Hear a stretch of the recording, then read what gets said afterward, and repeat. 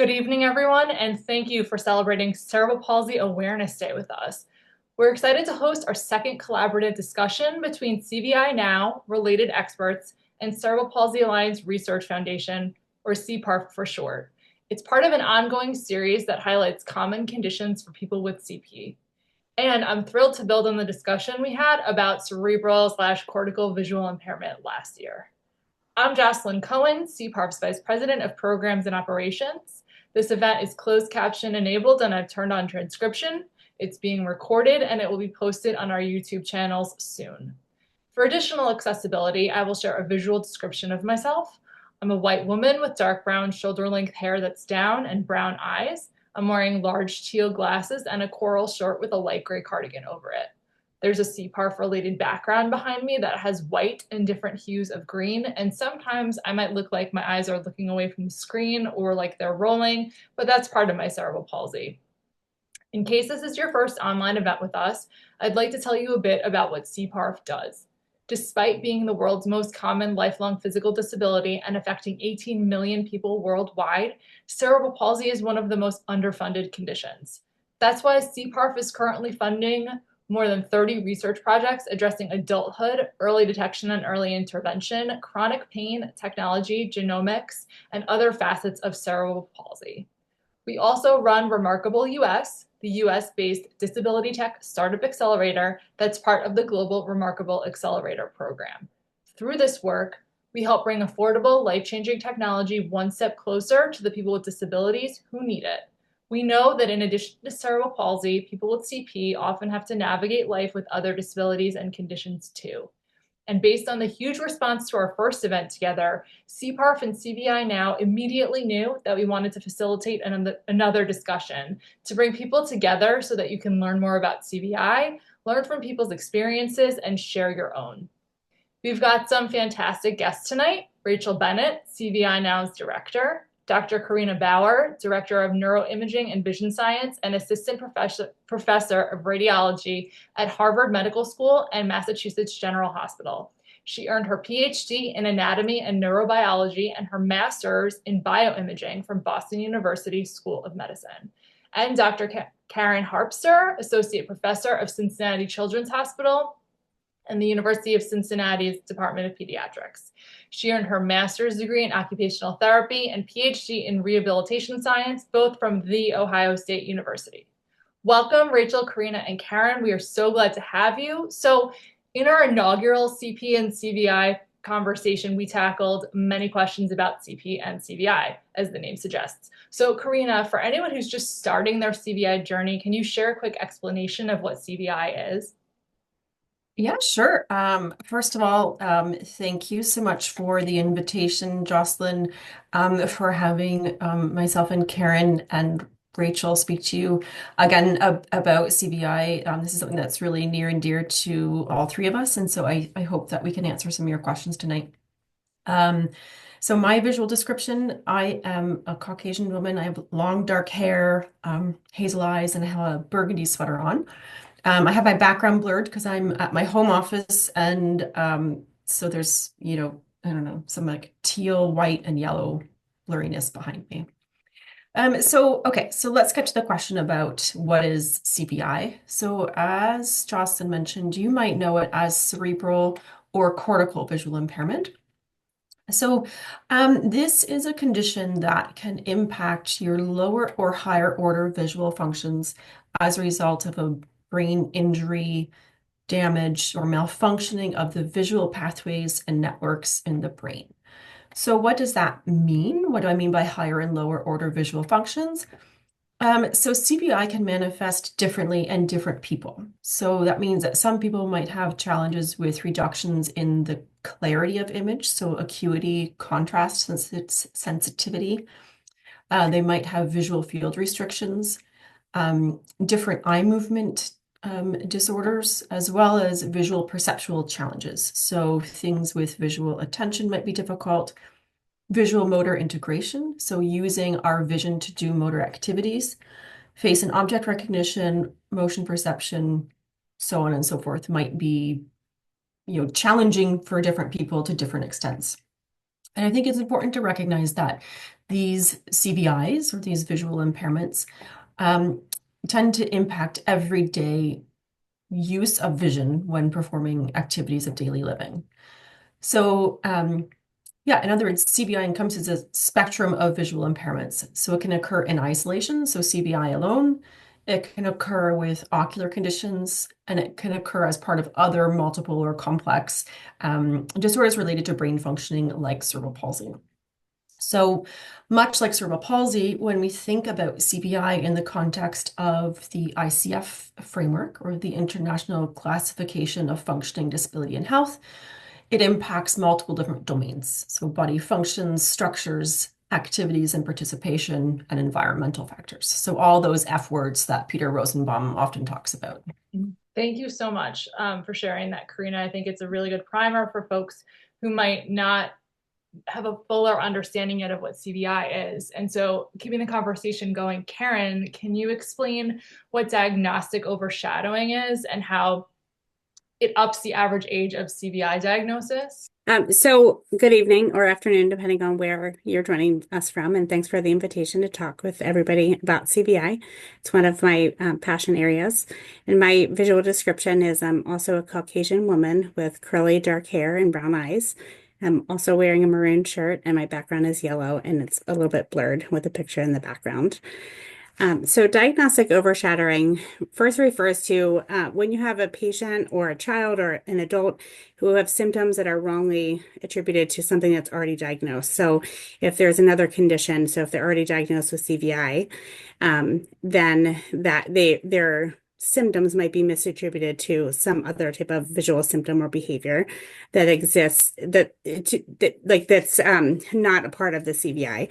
So rather than considering different causes of what might be happening, they might automatically think that the issue is CVI, and that can lead to overlooking other conditions or other neurological conditions that might be present along with CVI.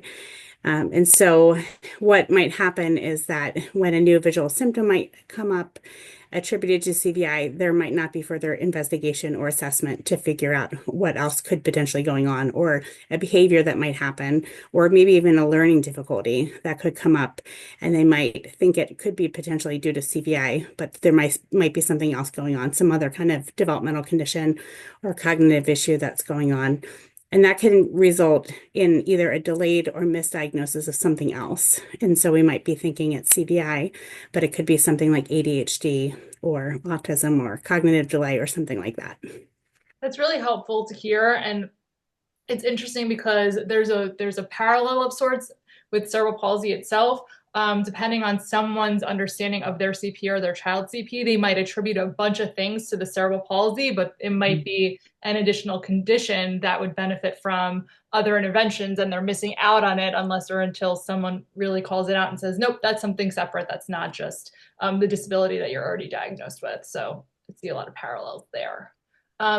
So what are some suggestions that you have as panelists for how to for someone's approach to their care team about a potential CVI diagnosis, given the diagnostic overshadowing and other things that they might encounter? Hi everyone, I'm Rachel Bennett. My visual description, I'm a white woman with really dark brown, almost black hair. It's pulled back. I'm wearing a green shirt. My background is also blurry. It's quite dark in this room, I'm realizing, as the sun is setting where I am. So if you are suspecting that something is going on, perhaps you're a caregiver or even yourself, in terms of like vision just doesn't seem to be consistent, or something's going on with how they're using vision in the everyday and daily tasks at school. It's really important as a caregiver to know that we have the most observational data of our child. And so really seeing how they react in different environments at home or a busy place, and taking video and other observational data to bring to the clinical appointment. Also thinking about, how are they finding and recognizing things? How are they navigating out and about outside? How are they navigating depth? We have a whole when to suspect resource on CVI Now just to go through the different routines, different parts of the day, different tasks that we could really start observing and understanding how is a person using vision? How are they not using their vision? It's also important to know that if you go to a clinical appointment to ask if they're aware of CVI. There's been a lot of big gains in the medical community about CVI, but awareness is still an issue. And so I think that's one of the first questions you can ask if you have a ophthalmologist or neurologist or someone that you're thinking about. Just ask them if they're aware of CVI, and if they're not, start that journey of finding somebody who can. We have a doctor's director in CVI Now that can help as well. Karen, Corina, from a clinical perspective, anything that you bring folks can come to the appointment with? I would like to applaud your thought of videos. I love when patients come in and show me videos, because when I do an evaluation in my hospital, I mean, it's a sterile environment. There's not a lot of complexity. There's not a lot of noise. And so I am aware and very familiar that their vision may be different and is likely different in other environments. So I love when parents bring me videos of different things that happen, and I can see how they are actually using their vision in their everyday activities. And that's what's going to be most important, not really what they're doing with me in that hour or 2 hours when I'm doing an evaluation. So I would just encourage that if you can bring videos of things that you're seeing or things that you're reporting, because it brings a whole nother life into the evaluation when I can see what's happening in a child's everyday environment. And I think at getting multiple perspectives too. We're fortunate at Cincinnati Children's to have a multidisciplinary team. So when we do our evaluations, there's an OT, a teacher of students with visual impairment, an orientation and mobility specialist, an ophthalmologist. So we have different perspectives, and we all look at things through different lenses. So I think if you can have the opportunity to get some kind of multidisciplinary view, then I think that's always helpful. The multidisciplinary tip is an excellent one, because as an adult with a disability, I do talk about how I had to become sort of the leader of my own team and then be talking to all these different people about all these different things. And it would be wonderful if everyone was on the same team. I mean, it's not even necessarily how most of our healthcare system is built. So if you're lucky enough to be near a multidisciplinary team, take advantage of that. Two follow-up questions I have. One is there a certain kind of medical professional that needs to be diagnosing CVI? Can it be any of the ones you listed, Rachel? Should it necessarily be a certain type of professional? And then also, I was just intrigued by what you said about, watching how someone evaluates depth. I'm curious just how clinicians can see how someone is evaluating depth. Like, I know how I do it. My depth perception is a little bit affected. TBD if I have CVI or not, but I'm curious how that gets evaluated. And again, if there's one type of professional or multiple types of professional that would make that initial diagnosis. Yeah, usually it's a neuro-ophthalmologist, an ophthalmologist. Neurologists would be great to be part of that, but mainly it's ophthalmologist, optometrist also. Others, Corinna and Karen? Yeah, those are great suggestions. And obviously ophthalmology or optometry has to be involved at some level to be able to look at the ocular structure and see how that might be impacted as well, look at eye movements. And there's much like the team at Cincinnati, there's a big emphasis now, especially coming out of Europe, really demonstrating the benefits of having a multi or an interdisciplinary team if you have access to one. So the members of that team could be your pediatrician, someone who can look at cognitive abilities, because that can also be impacted. Someone looking at motor function like an OT or PT. Sometimes people might have speech and language involved as well to see how that can impact. Oh, and neurology, I think, is sometimes in there. And then for some people, it might also be relevant to have endocrinology or a geneticist or something like that. But I think the core members would definitely be eye care, neurology. Karen, I don't know if you have anyone else to add. No, I think that's it. I would just like to add to that to say, though, I think other disciplines like developmental pediatricians and pediatricians should be screening. So if they're working with a child who has some kind of brain injury or even just not even a brain injury, but they have behaviors that might represent CVI. There are so many screening tools out there that we could be using, or we are using in our other clinics that are not diagnostic, but they can lead to a diagnostic evaluation if the screen is positive. So I would encourage, as many disciplines who see patients or children or adults with potential CVI that we should be screening to see if a full evaluation is warranted.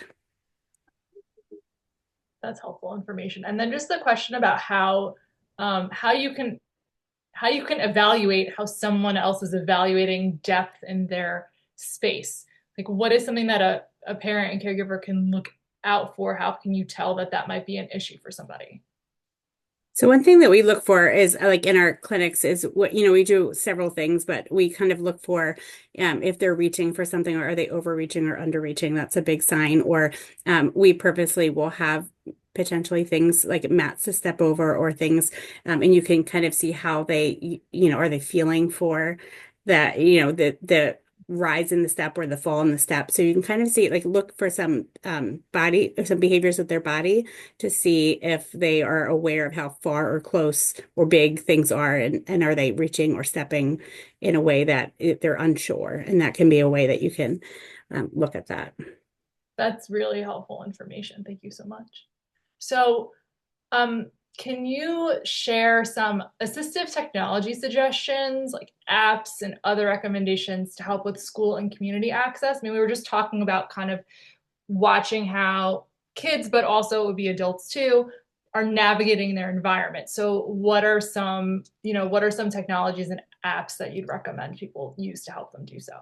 So I work in conjunction with the teacher of students with visual impairment in our clinics. And so some of the things that more the TVIs or teachers recommend would be like screen reading software. So they might use something for like text to speech, or something more robust depending on the need of the child, or magnification. Sometimes they use CCTVs or video magnifiers, or even just screen magnifiers, so that they can enlarge the font so that the child doesn't have to work so hard to read or use their vision. As OTs, we so often recommend like adaptive keyboards, especially for students that might have motor challenges. And then there are a lot of apps that and I'm happy to send this to you in a document if you want to pass it on to people, but some of the apps that we often use would be like a Join Me app. It's free, but what it does, it lets the teacher share the screen with the student. So if they're using like a whiteboard or something, then the child can see it real up close to them, rather than seeing it from a distance. So that's helpful. For kids, we often recommend the app Genius Scan, so they can, if they have a worksheet or something, they can scan the worksheet and then use an iPad pencil, and then they can enlarge it themselves, write the answer, and then it's just a quick way to magnify if they're able to do that, or if they have somebody helping them do that, or different kinds of things like Goodreader, so if they can get some of the text read to them, again, to help with fatigue and different things like that. I have a Bookshare, so that's another way that is a way that they can share books, so that again, they can do text to speech or digital braille or something like that, enlarge the font pretty easily. There's another app that we recommend sometimes. It's called Seeing AI, so that there's different things that you can do with it, but if there's something in front of you and you're not sure what it is, you can take a picture of it, and then you'll get a text, like it's a white dog with short legs, or something. Or if there's text, it can read the text aloud to you. So there's different apps that depending on the child's need or the patient's need, there are different apps that can help with whatever That's just a couple of them. I feel like I mean, that's a lot. That's good. It's great that there's really an ecosystem that's growing out there, and that Genius app that you mentioned for worksheets. I mean, I can see that applying very easily to anything in adult life that you're printing out that you need, and you scan it on there and you can zoom in. I mean, we're so used to being able to do that, whether or not you have CVI, to being able to expand it, that, to be able to scan it into an app and really expand it and be able to see it, has great applications. And even if you're in the store, you can scan like a price tag if it's too small to see.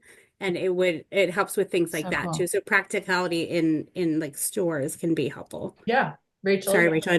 I love that. Um, Also, just when it comes to assistive tech, it can be easy and really fun to jump to the like device talk or app talk. And we can trial and error and just try it out. But it's important that we understand like what the barrier is and what the goal and what the barrier is to access and what the goal is with whatever the tech that's needed. Sure.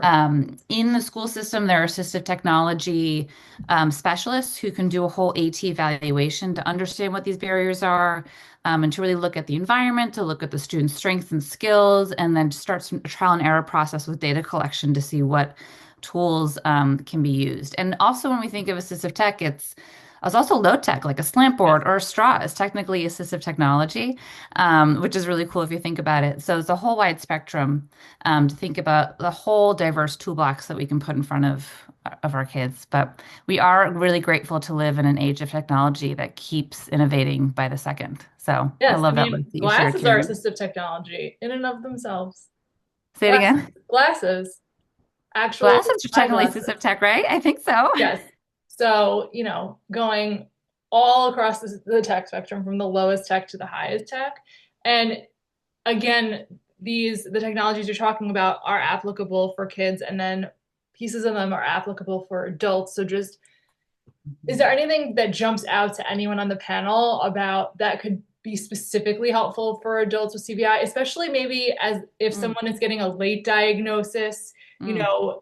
technologies and devices and things like that, different kinds of resources that adults can use if they're coming to a diagnosis late, because I know that's a really common thing. It's a great question. Karina, you want to jump in? Yeah, the adults that we work with who have CVI oftentimes really utilize the screen reader apps or the audiobooks, that sort of a thing. Yeah, I mean, some use a white cane to support safe Yeah. navigation, no matter when they get diagnosed. Yeah, I think anything that will help reduce fatigue and visual fatigue, brain processing fatigue. CVI is really affects the whole being. So yeah, the embedded accessibility, voiceover, all of those things in the phone are really helpful. But I also hear from adults that they've really curated their day so it's most accessible, right? They have a very specific routine. They go through the same process. I'm seeing head shakes from Morgan. Um, they have the same route that they go to places. They use the same. So it's just building a predictability and routine to really support access throughout the day without overwhelming the brain over and over again, I think has been something that I've heard a lot of. Yeah. And again, to me, that's a parallel with having cerebral palsy, Yeah. building my day around, what's going to be most accessible and conserve my energy. Because both of the conditions take up a Mhm. lot of energy, as you're saying, and that mental energy is energy. The energy of thinking about navigating somewhere is Mhm. comes out of your energy levels in total.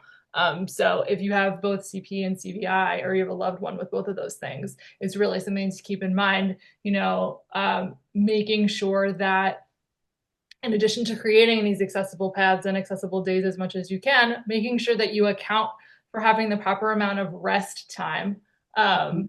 which is sometimes hard to do both as a kid and as an adult for very different reasons. But I think it's really important for safe navigation too. If we have to think to walk or move physically, and then have to think to understand what we're seeing in our surroundings to move safely, you really need to have as much energy as possible to do that. So maximizing and optimizing your energy through the ways that you plan your days is really crucial. Kind of related to what I was just talking about, can you explain what motion processing is and the difficulties that people experience with it when they have CVI? That's a great question. So this is actually one of the areas of CBI that has a decent amount of literature out there in the research field. Um, so visual motion processing really refers to the brain's ability to see, interpret, and then act upon moving stimuli. So there's loads of different ways that we can perceive motion. So there's something called optic flow, which is how our your visual environment moves as we move through space. There's form from motion.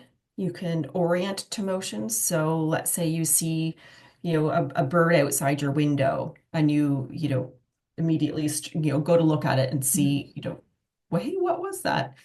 Um, there's biological motion. So I don't know if you've ever noticed that you can sort of tell who might be walking in front of you based off of their gait. Yeah, so that's an example of biological motion. You could tell, whether someone's running, crawling, walking, that sort of thing based off of that. There's visual motor integration, which we've sort of already talked about. So things like catching a ball. So evidence from literature suggests that people with or at risk for CVI can have difficulty with multiple forms of motion perception. So what might this look like in everyday life? So for some people, it manifests as difficulty seeing motion, like anything moving. So that can really make it difficult when you do things like crossing the street, if you can't gauge how quickly or what direction a car is coming from or other people. So, when I actually often think about this as I'm walking through the busy train station in Boston, is, how do we know not to bump into people, as we're traveling through space. So it's not just the flow of our motion through space, but also taking into consideration the direction other people are coming from, how quickly they're moving or motoring, and then being able to sort of rapidly change our own speed and direction of motion accordingly so that we don't, bash into people. And even something so every day as filling up a glass of water or a cup of coffee or something like that. That's also in a way sort of a motion perception as well. Because you're seeing how the liquid is approaching the top of whatever cup Yeah. you're putting it in. Okay. Yeah, absolutely. Yeah. And I don't want to get too much into the neuroscience of it, but a lot of these different aspects of motion perception sort of use slightly different parts of the brain, and some of them are, more subcortical processes that are a little bit more automatic. Like when we orient to, a bird flying outside or in our periphery, that tends to be a little bit more preserved. Whereas some of these higher order things where it really integrates information from a lot of different areas of our brain, those are some of the things that tend to be a little bit more impacted. That's really helpful to know because Rachel, you look like you have. No, I'm just like having a moment because like the motion of liquid moving, my son, he has CVI and other disabilities, and he cannot orient, he can't get the toothbrush under the water. And it's like, anyways, I'm just having a moment where you're seeing it's like it's a huge part of our everyday just to see that motion of all these little things. So thank you for sharing that. How does your son compensate for the inability to see the water? Like, how does he wet his toothbrush? What are some of Oh, he touches everything. Like Okay. he finds the brush and then he orients towards the faucet. Okay. I really want to put a light in that faucet somehow for him, but I think they might make those, Rachel. They I'm gonna do. keep my eye out at the Restore next time I go, and I'll see if they have one. or just take a picture. Anyways, this isn't all about Henry, but just like but it really impacts these moments of daily living, building these daily living skills in the everyday. So thanks for going into that detail, Corinna. Yeah, I would just what like to about- add from an OT perspective too. Sometimes kids have decreased proprioception, which means they don't know where their body is in space. And so that adds just another component can be overshadowed. That if we don't think about that too, that is just a layer that we have to think about. How is your proprioception and how does that impact everything we just talked about? And CP can greatly affect that. Yeah. And Corinna, I know you had something else you were about to say, and then we went off on this helpful tangent, but I just wanted to make sure we this came is back. actually building on Rachel's comment about the water going and that in addition to motion, there's also poor contrast when you think about clear water, and I assume your sink is white. I don't know, it could be blue. Yes. But yeah, so that's just another layer to So many things at play. Really something would it help, for example, though, if the faucet was a different color, or it's really about the sink because the sink is behind the water? Is it? Great question. I Anyone mean, it's a know? lot of things. It's visual motor skills, it's visually guided reach, but it's also like really lining up a very small part of a toothbrush Hmm. with, yeah, something that's really low contrast if you're not even seeing it moving. Even the auditory piece may not give the most feedback as well. So it's Right. definitely all touch for him. But that's how his CVI manifests. So. Well, and that makes sense and really leads nicely to the next question, which we've talked about in some different ways, but I feel like there are so many layers. I still want to ask the question, which is how do routines impact daily function for people with CVI? So we talked a little bit about the energy preservation of those routines and the Mhm. safety, but what are the elements that we haven't yet covered that could be shared as an answer to that question? So is the question really about, I understood the question as like the power of routines to Mhm. support daily functioning. Is that what Yeah, you're thinking, Jocelyn? I think so. Yeah. Yeah. I think it's huge. We hear that from a lot from CVI caregivers and people with CVI about how routines offer a strong sense of predictability, which is really compensatory skills for so many with CVI. To not have to use visual scanning and all those other um,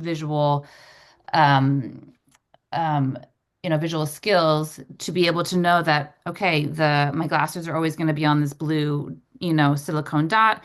This is always going to be here. It's very much supports the energy conversation as you were sharing, Jocelyn. But it adds predictability, but also meaning. And so repetition is really valuable, something that's very meaningful to the person with CVI, to the child with CVI. So for example, for my son, Henry, he loves his calendar system. His tactile calendar system is everything to him. It really provides an anchor to his day. So many of us who are sighted use vision a lot to anchor in the day, to see what's next, to see where everybody is at, to anticipate what's coming up. And so he's a real schedule kid as well. But, for example, a morning routine, he knows where to get his frozen waffles in the fridge. He knows where his blue plate is in the drawer. He knows we have bump dots on the microwave. So he's taught him how to use that.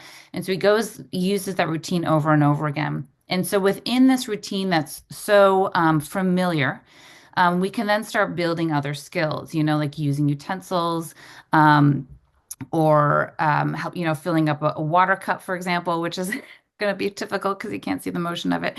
Um, and so having a really strong familiar routine can help, if that's meaningful, can help then build more, can help a person with CVI maybe learn more challenging tasks within something that's already familiar, but also connecting why they're doing it, what's the function of it as well. So anything else want to add? I would just add, like, it depends on the goal of the child and the parent, what they want to be more independent with, and just helping them figure out a routine.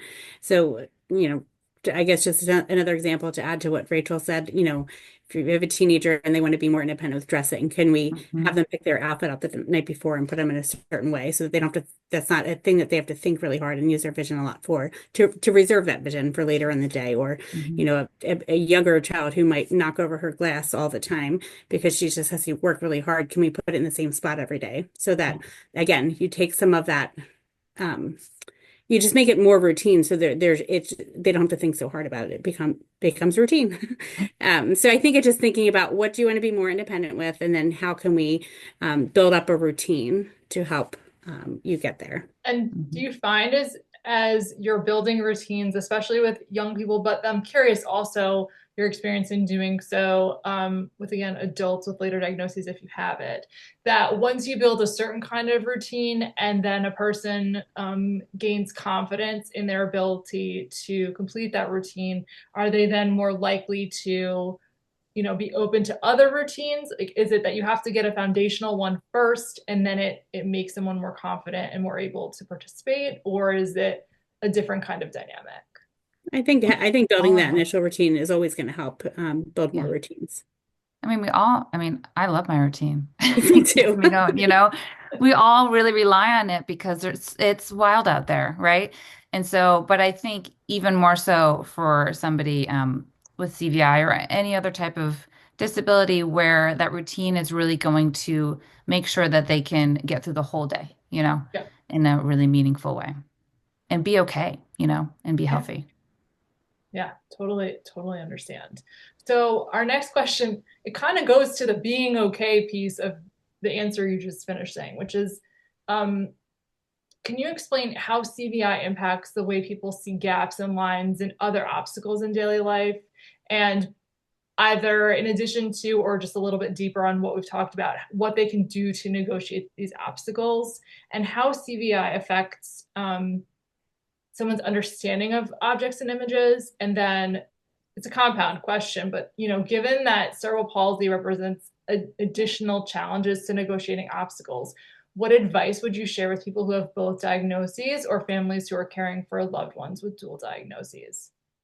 Yeah, that's a really complicated question. So I think we can go in can try to parts. unpack it, and we might just take different pieces. I don't know, but how the CVI impacts an individual's ability to see gaps or lines or obstacles might really depend on that individual and how their CVI manifests. So, for an individual who might have a visual field restriction, so for those who don't know what a visual field restriction is, it's essentially where your visual field is reduced. So it could be that you don't see anything like below your nose. If you're staring ahead, you might not see your feet until they, or your hands until they get at shoulder level, something like that. Or you might have a hard time seeing your periphery. So for those individuals, then it can really be challenging then to navigate through your environment. When you think about going up and down curbs or stairs or crowded environments, navigating the elevator, the doorways, that sort of thing. So in those instances, sometimes having the white cane, like what Rachel had mentioned earlier, can be really helpful for finding those boundaries and finding the drop-offs and some of those obstacles. And then for others, it can be challenging to find and recognize objects or people. And I think in that case, it's important to sort of figure out why that's challenging, because it can be challenging for many different reasons and in many different aspects. So it could be that it's hard to find someone because they're in a crowd of people, but you can find them and recognize them in isolation. So that would potentially be a slightly different issue or aspect of recognition than if it was, both in isolation and in a crowd or a busy environment. Okay. Yeah, because I think once you sort of hone in on, okay, why this is happening or what specific aspects of object recognition are impacted, that then can enable a little bit more specific, targeted interventions or rehabilitation strategies, that sort of a thing. I guess I would just add, when I work with kids in the clinic, or really in teaching parents, I often talk about sometimes we want to compensate. So an example of that might be similar to the water talk. If the child's learning to get in and out of the bathtub, sometimes it's hard to see where the water is and how high to lift their leg to get into the bathtub. So if we put like a colored placemat or placemat, or like a bath mat in there, that can help them understand the depth. So that would be a way to compensate.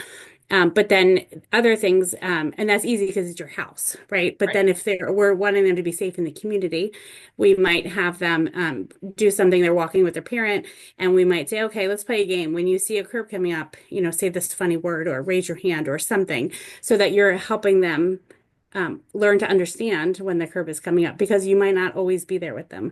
So if you can pull in their active problem solving and their cognition, then of course you're going to tell them if they don't see it, but you're helping them learn to navigate a community that you can't compensate for. So I'd like to use both examples. Sometimes we want to compensate and maybe adapt the environment, and other times we might want to teach the child or the adolescent to learn to look for things that might be problematic or different things. So I like to think about both so that we're helping them navigate both their familiar environments and their novel environments. That's a really great point, because those are two very different things. Me dealing with my apartment with CP is one thing, and going out onto the sidewalks of New York City is, like Rachel said, it's wild. So, really understanding that your environments can be different and that it is worth leaving the environment where you feel the most safe to experience other things, and you have to figure out how you can feel safe in those environments.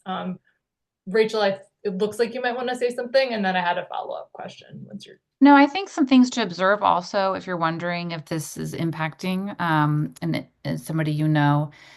Sometimes people, kids with CVI, if there's any type of change in the floor surface, like it goes from sidewalk to grass or even carpet to floor, you might see them stop or drop down to the floor and scooch forward. Um, is things like that. If they're a wheelchair user, there's hesitancy at that moment of change as well. And so really it could be slight, it could be quick. I think it's just something to observe, just as a way to, So you know, then, do you see that at thresholds? Like, I hmm can't remember if it was you or someone else talking about elevators are a Yeah. threshold, and Yeah. doors, the thing that's on the floor. I think it's called a saddle or something. You know, when you're That's- going into a bathroom, it's called something, and I'm not Yeah. entirely sure what it is, but I'm going to say Yeah. saddle for now. Like Yeah. that is that where someone would also Maybe it stop? could be, if you see them always kind of reaching onto the side of the wall or reaching for somebody. Yeah, Karen, go Yeah. ahead. No, I was just going to add in another thing that is common is playground equipment. So if you Yeah. the playground equipment with the holes in it, that can be sometimes really hard for kids with CVI. Yeah. So if that's a goal of the child wants to be able to play maybe at recess with their friends, taking them there when the kids aren't there, so they don't have to worry about kids running around and the noise and the chaos. So helping them learn to navigate that when it's just them and their parent can be another strategy.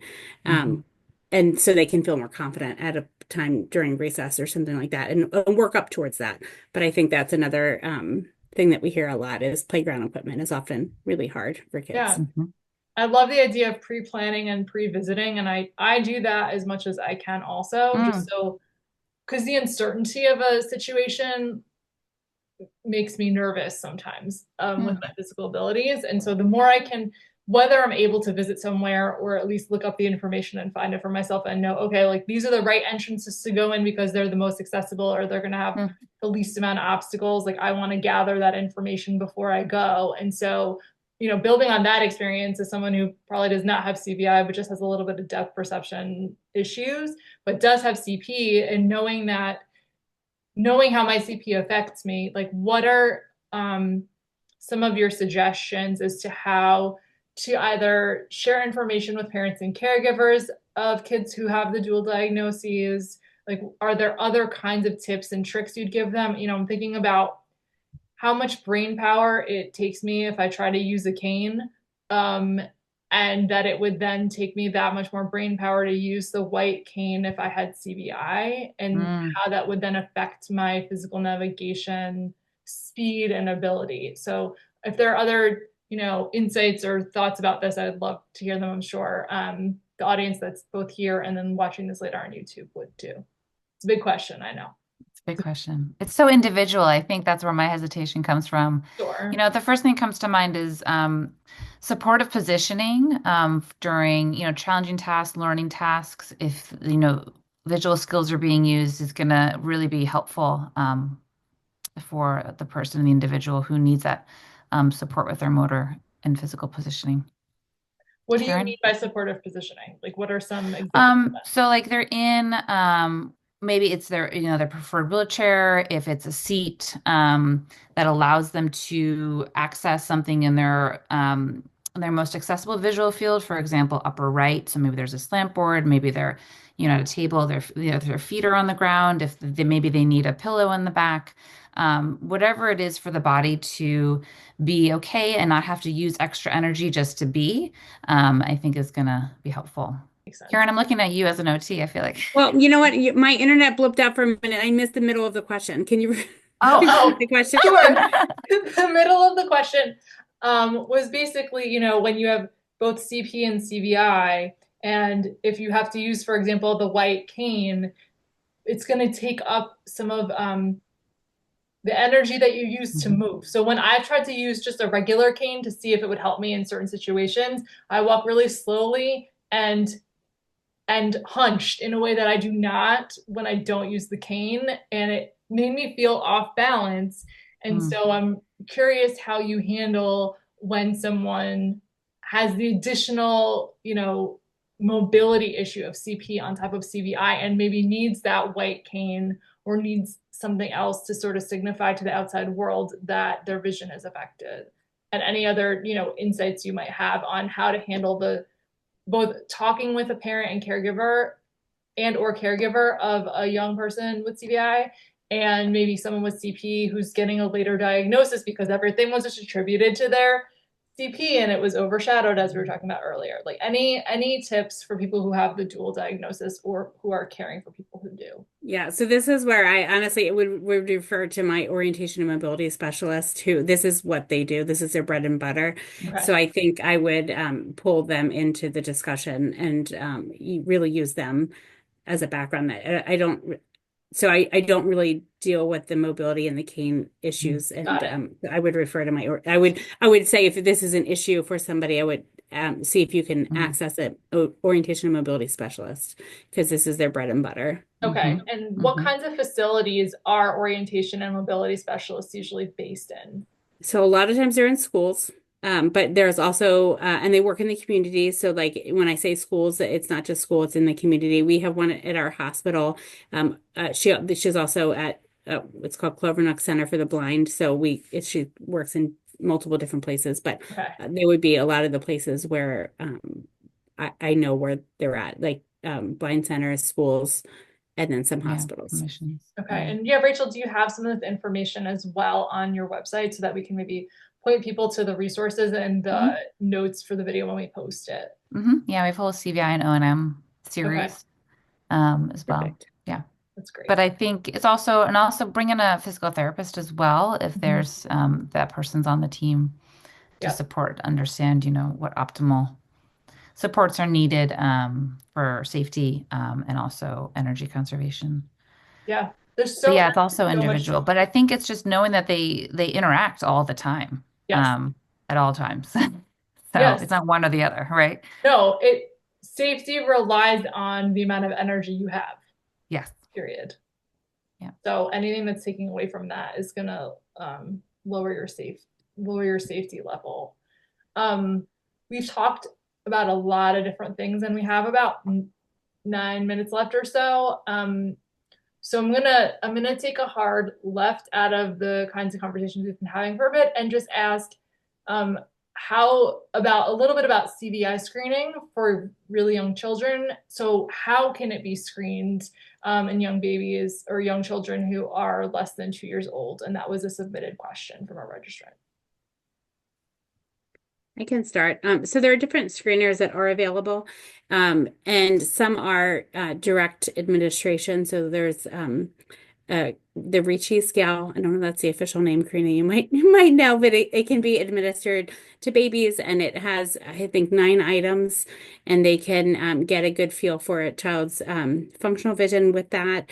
There's also parent questionnaires. So the one that we use at our hospital is called the Previous, and it's 30 questions. They're yes, no questions. And it was developed to understand developmental maturation, so not specifically for CVI, but there are cutoff scores by age. So about every 2 to 3 months, the cutoff scores change. And so the way that we use it a couple of different ways. We use it in our clinics, so there are kids that were specifically referred for a CVI evaluation. And then we also just implemented it in our NICU follow-up clinic. So every baby at age 6 months, because they're at high risk already, because they're in that clinic, they get screened. And so anybody who has a positive screen, then will get an eye exam. And so it can be used in several different ways, but I think that they're the two big ways: either some kind of assessment where you directly administer. Another one that's out there, it's called the NAVIG. And so that's been used in some NICUs. And they're just ways to look at functional vision in young babies. So there's either direct administration or parent questionnaires that can lead to a bigger assessment if they screen positive. I don't know if you guys have anything to add there. I just want to add, you touched on it briefly, but I think it's also just important to note that right now, none of these tools are specific for CVI. They pick up on that there might be visual challenges, but as Karen mentioned, it's sort of like, indicating that a more in-depth evaluation of vision and functional vision may be needed. But there's research ongoing in multiple centers, including at Cincinnati with Karen's group. So That's helpful information to know. And it just kind of goes back again to parents of children being advocates and asking questions and persisting. So if someone makes it seem like what you're asking them is out of line or you shouldn't be worried about it, go ask another person, because maybe you should, maybe you shouldn't, but the more opinions you can gather, the better off you'll be and your kid will be. That's my experience as a disabled adult and my parents' experience raising me as a disabled kid. And I know that kind of cuts across all different kinds of disability, that parents often run into resistance or being kind of like downplayed sometimes by physicians. So if you encounter that resistance, just keep asking the questions and finding people that will listen to you. And I know you asked specifically for kids under 2, but there are also similar things for kids over 2 too. So depending on the age, there's some screeners that are specific for individual or children with cerebral palsy. There are some, depending on some with cognitive impairment. So depending on the population that you're working with or that your child's background or comorbid conditions, there are other screeners for older kids too. So if you weren't quite sure and you wanted to just do a quick screener, depending on the child's age and other things that are going on, there are other screeners for older kids too. Okay, that's really helpful. At different ages as well. There's like for 3 to 6, there's different school levels. And then more recently, this isn't specific for CVI per se, but it is about visual dysfunction as a result of brain injury. So in my mind, that's CVI. Some screeners have been starting to be developed for adult survivors of stroke out of the UK as well. And then there's also a structured history taking questionnaire that's starting to be adapted for adults. But the validity of the assessment is still ongoing in terms of research. But there are some tools being developed again to really capture this across the lifespan. So then you bring up an interesting question, which I had not thought of. Can CVI be acquired beyond a certain age, or is it only technically a developmental disability? Or is this like a hot question in the space? And that's why we're all reacting. It's sort of a hot question in the space. It's going to depend on who you ask. I was in a meeting the other week, and we almost all agreed that it can happen if you take it at face value as a visual dysfunction secondary to brain injury. Okay. But I also know that there are some people who would say no, it has to be brain injury before a certain age. But where it basically just gets a different name after an age. Like essentially, if you have the same brain injury from 2 years old, under 2 years old, or right at 2 years old and under, it's CP, and if it's over 2 years old, it's TBI. And I don't know if that delineation is even right, but essentially it's just like something by another name, but maybe it can be handled in the same way, or is it a little bit different than what I'm saying? CVI realm, people are starting to call it acquired CVI as opposed to childhood onset or early onset. Okay. I don't know if you guys have that's what I've heard too. Other terms, but I believe that acquired CVI is sort of that's really interesting. And I do wonder if the strategies for dealing with maybe acquiring CVI later in life or something that is CVI like are different because you once had an ability and lost it. Like if there's any kind of leftover pathways, or if it basically just leaves you in the same position as you would have been had you been born with or only really known life with CVI. And if you don't know the answer to that, that's fine. You're just bringing up all these really interesting questions. That's a great question. I mean, you see, like, is the visual library still intact? That's my first question. And can they, draw on that to support recognition with acquired CVI? I don't know. Yeah. Would depend on where and what was impacted. Yeah.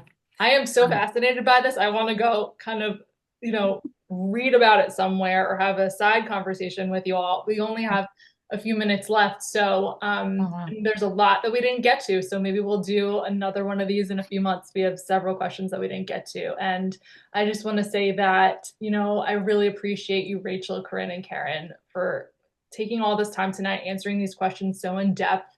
And I thank everyone from around the world for joining us asking your questions before the event and sharing your thoughts in the chat. There are great things happening at CPARF and CVI Now all the time, including events, other online discussions like this one, podcast episodes, and more. So please make sure you're following both of us on your favorite social media platforms. CPARF is at Research for CP, that's FORCP, on Instagram and Facebook, and CVI Now is at CVI Now on those platforms as well. Again, thank you for your time and enjoy the rest of your night. Take care. Thank you, Jocelyn. Thanks, Bye. Thank Karen. you. Thanks, Corinna. Be well, everybody.